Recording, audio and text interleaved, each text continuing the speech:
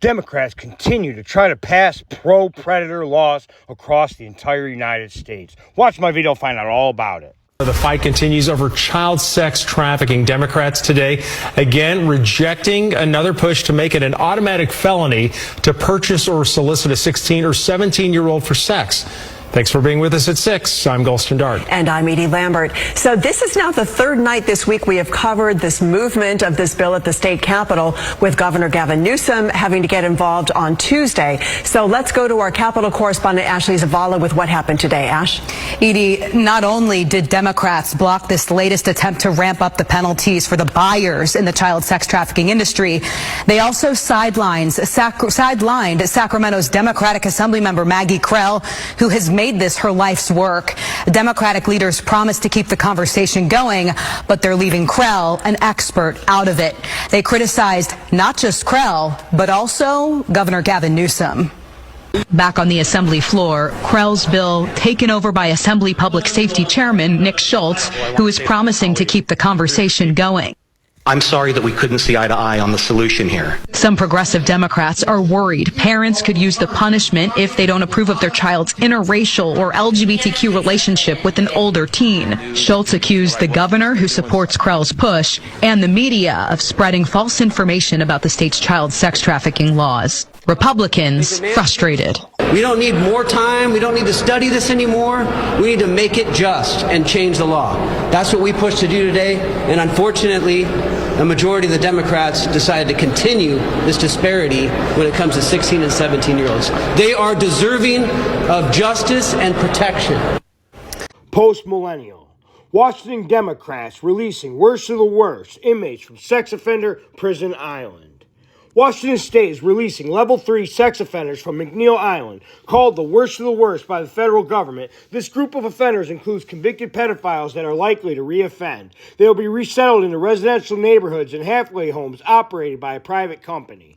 Washington Democrats passed legislation in 2021 that amended state law to make it easier to equally distribute conditionally released sexually violent predators, which they refer to as residents, in counties across the state. The legislation established what lawmakers call the fair share principles, requiring each county in the state to provide community-based housing for conditionally released sexually violent predators who are from their respective counties. The sponsor of the legislation, Democrat State Senator Christine Rolfe, said at the time that the purpose was so that people who are potentially dangerous, but not necessarily dangerous,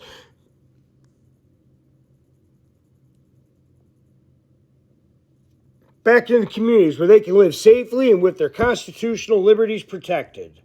The Community Protection Act originally designated McNeil Island as the first of its kind civil commitment center in the 1980s. According to The Guardian, the 200 residents have been convicted of at least one sex crime, including sexual assault, rape, and child molestation. A court has then found them to meet the legal definition of a sexually violent predator, meaning they have a mental abnormality or personality disorder that makes them likely to engage in repeat sexual violence.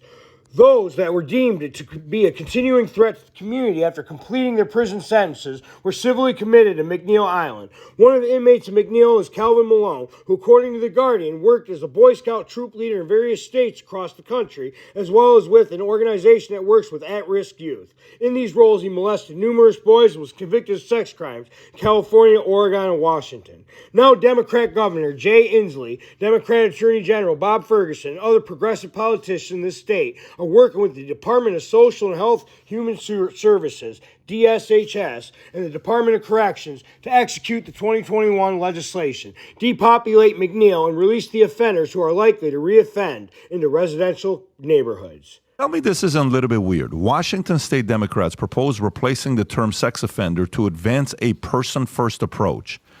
So, which means is a bill, House Bill 2177, to replace the term sex offender with sex offense in the sex offenders policy. This change aims to shift towards a person-first approach, which the bill allowing level 3 sex offenders, the most dangerous, to serve on the board alongside 6 crime victims. Let me read this to you again. Please.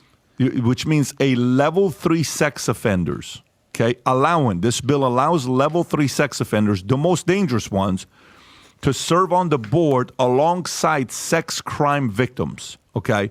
State Representative Tara Simmons, a Democrat and former felon, supports the bill, believing that sex offenders have invaluable information to share. SOPB Chair Brad Merrihew also backs the proposal, welcoming the inclusion of voice that provide a reality check in public policy.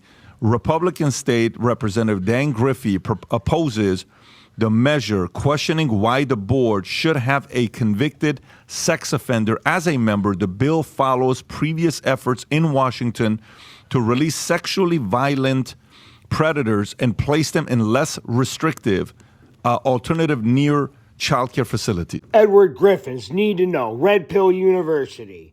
California Democrats passed law to protect sex offenders who have homosexual sex with minors.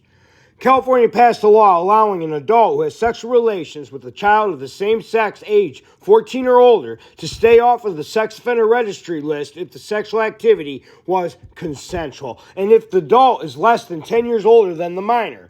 Essentially, SB 145 allows a 24-year-old to have sex with a 14-year-old and escape a felony conviction and a requirement to be a registered sex offender.